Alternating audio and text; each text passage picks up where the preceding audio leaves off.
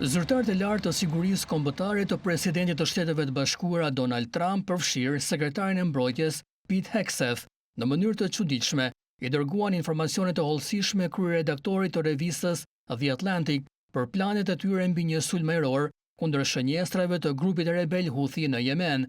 Gazetari amerikan Jeffrey Goldberg u përfshi pa dashje në grupin e aplikacionit Signal, duke marrë informacione të detajuara, raportuan drejtuesit e revistës amerikane. Përfshirja e gazetarit amerikan në bisedë u konfirmua edhe nga Shtëpia e Bardhë. Presidenti Trump u tha gazetarëve fillimisht se nuk ishte në dieni se informatat e të ndjeshme ishin shpërndarë me gazetarin e The Atlantic. Biseda me zyrtarëve të lartë në këtë grup përmbante hollësi operacionale për sulmet e ardhshme ajrore kundër grupit të mbështetur nga Irani Houthi në Yemen, përfshirë të dhëna për objektivat, për arme që do dislokonte SBA-ja dhe për komandën e sulmeve, deklaroi kryeredaktori Jeffrey Goldberg. Këshilli i Sigurisë Kombëtare amerikane tha në një komunikat se është duke hetuar se si ndodhi që numri i një gazetari u shtua në grupin e bisedave në aplikacionin Signal. Përveç sekretarit të mbrojtjes Pete Hegseth, pjesë e grupit ishin edhe nën presidenti J.D. Vance, sekretari i shtetit Marco Rubio dhe Tulsi Gabbard, drejtoresh i inteligjencës kombëtare.